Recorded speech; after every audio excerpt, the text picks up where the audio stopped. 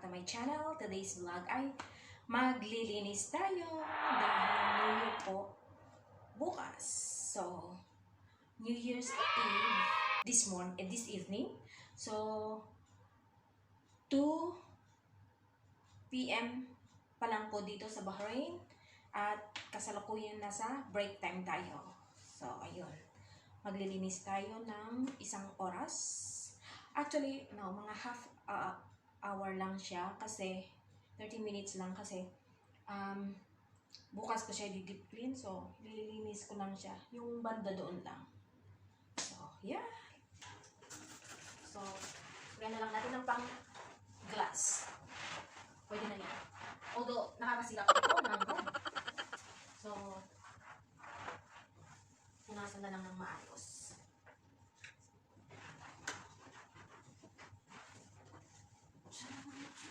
Actually guys, I cleaned my headboard 3 times a week. Kasi makikita mo yung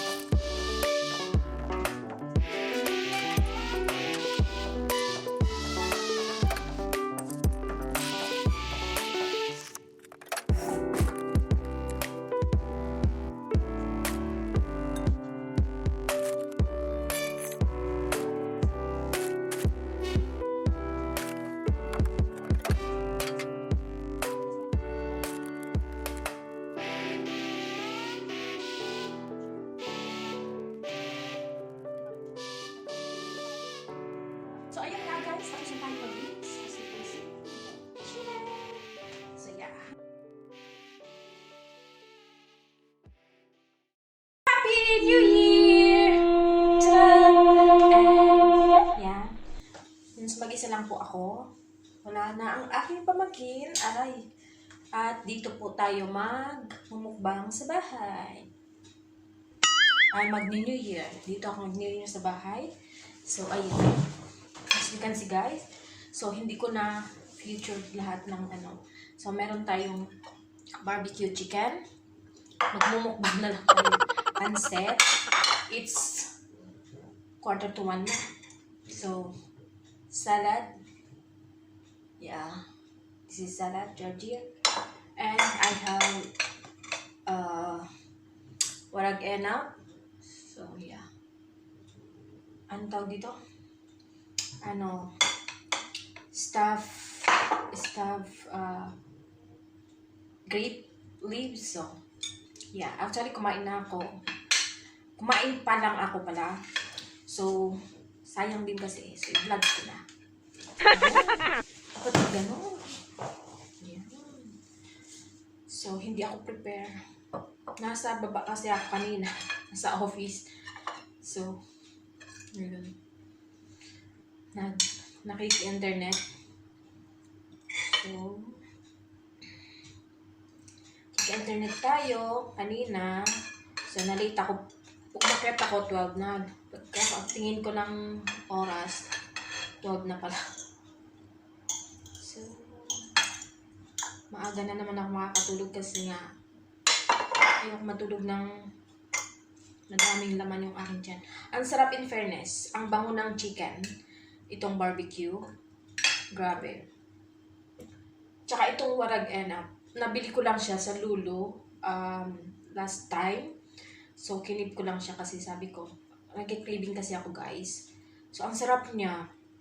So, I don't need rice because I have pancit again. So, sa Lulu ko rin binili yung pancit tsaka chicken. Half lang. Kasi sayang eh. Hindi natin maubos kasi mag-isa lang tayo. Ang sarap ng chicken.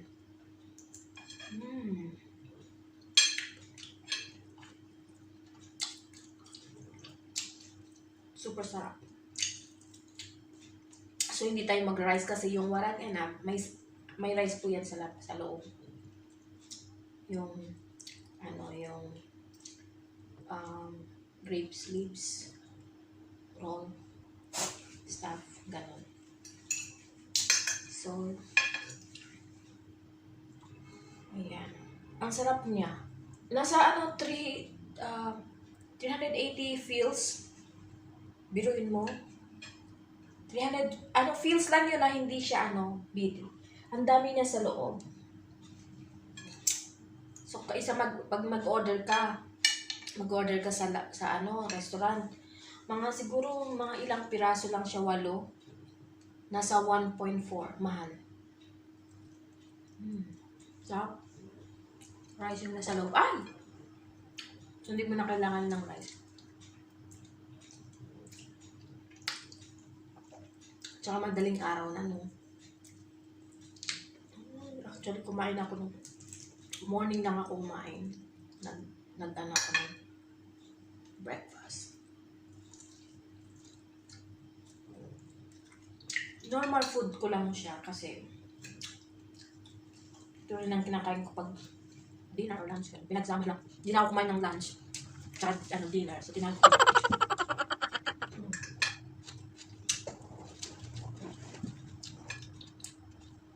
Tapos pancit, ang binili ko lang sa pancit, 400 feels. Madami naman siya. Ang pancit kasi hindi mo na pwede tago. Kasi, tanghali pa nila niluto. So, nasisira. So, ang binili ko lang, pancit at chicken. Fruits nung last time. Wow. I know everyone is having a New Year's Eve.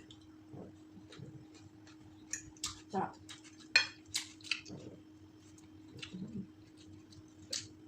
Sarap ng chicken. Fresh. Yan, fresh. Ang bango nga. Nagtakad lang ako, guys. Kasi sumasakit yung tuhod ko. Dahil nakaupo lang. Sarap. Simpleng handaan. Kaysa pag pupunta ka ng restaurant, bitin ka pa, diba? Inang putsahe lang. sa bahay kasi yung vegetable stock ko na ganyan. Pati yung fruits. Hindi ako bumili. dalawa na lang ako. Tapos yung grapes ko. Tapos dragon fruit. Blueberry. Diba bilog-bilog?